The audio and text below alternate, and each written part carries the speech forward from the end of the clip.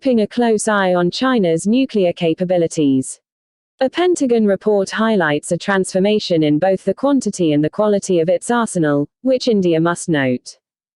The only real substantive outcome of last week's virtual summit between Presidents Joe Biden and Xi Jinping has been some unconfirmed reports of the two sides, the United States and China, agreeing to hold strategic nuclear talks sometime in the near future.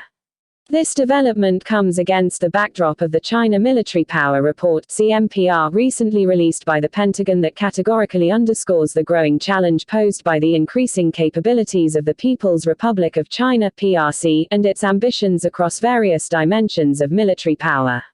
The PRC's nuclear capabilities, in particular, are undergoing a fundamental transformation, and a shift seems to be evident in both the quantity and the quality of the PRC's atomic arsenal. Even before the release of the CMPR, there was significant concern globally about the trajectory of China's strategic capabilities. Confirmation provided by the CMPR reveals 4 specific areas where change is underway: quantitative strength, atomic yield, delivery capabilities, and posture. First is the size of the PRC's nuclear arsenal, which is set to increase. Hitherto, the PRC's nuclear arsenal has hovered at roughly 200 nuclear warheads, half of which directed at the United States (US). By 2027, the CMPR estimates that this number is likely to increase to 700 weapons consisting of varying yields, which is 3.5 times the current Chinese warhead strength. Low-yield weapons, concerns. Second, the PRC is likely to privilege expansion in the direction of low-yield weapons. Low-yield weapons have been an area of interest and development for the PRC. They are weapons meant for battlefield use during conventional military operations and against conventional targets such as concentrations of armored, artillery and infantry forces. Lower-yield warheads help the PRC avoid causing collateral damage. Prior to the release of the CMPR, evidence that the PRC was testing low-yield devices has periodically surfaced in years past.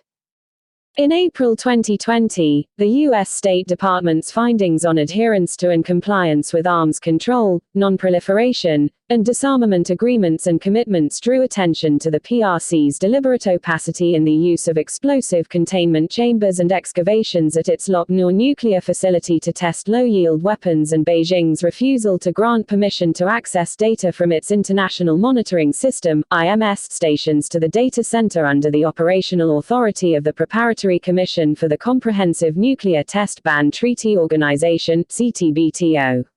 Actions of this kind have evoked strategic concern and increasingly confirm that China's atomic arsenal consists of a large number of low-yield weapons ideal for battlefield use.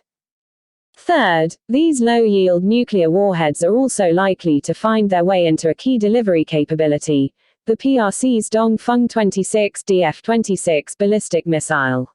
This missile has already undergone deployment at Korla in the Xinjiang region in western China. It is an intermediate-range ballistic missile, IRBM, which is launched from a transporter erector launcher telephone. Indeed, the DF-26 has featured in extensive training exercises west of Jilantai in Inner Mongolia. In addition to the DF-26, China has also developed the JL-2 submarine-launched ballistic missiles, SLBMs, with a range of 7,200 kilometers capable of striking targets across continental Asia. A key shift. Finally, China's move towards a launch on warning, low nuclear posture marks an important shift in the PRC's commitment to ensuring that no adversary doubts its response in the event of a nuclear-first strike. A higher alert posture not only risks reducing the threshold for nuclear use in the form of preemption, but it could also sow the seeds of miscalculation and unintended nuclear use. Delhi needs to be cautious. The PRC's nuclear competition with the United States will have a cascading effect. For India, there are some serious implications with China's increasingly minatory nuclear military capabilities.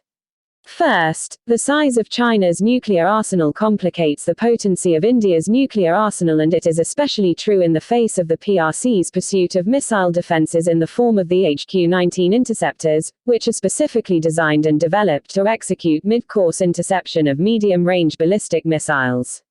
A significantly larger Chinese nuclear arsenal paired to missile defenses will limit damage to the PRC and more menacingly threatens the survivability of the Indian nuclear arsenal.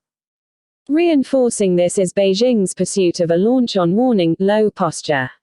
Such a posture reduces the decision time for any Indian retaliatory nuclear strike in the heat of a war or crisis and places pressure on India to pursue its own low.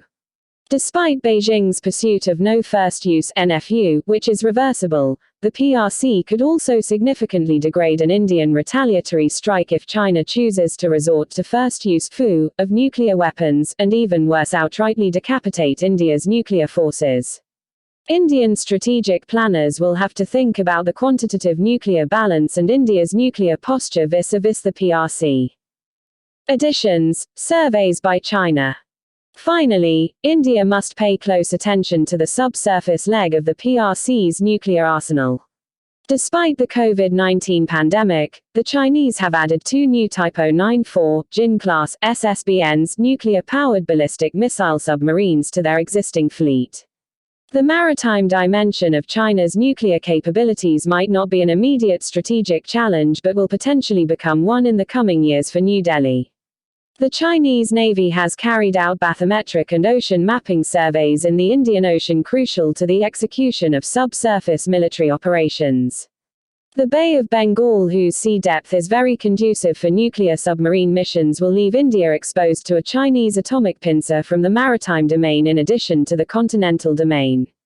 New Delhi will have to specifically watch the pattern in the People Liberation Army Navy's planned nuclear submarine deployments and address the deficit in its subsurface nuclear delivery capabilities.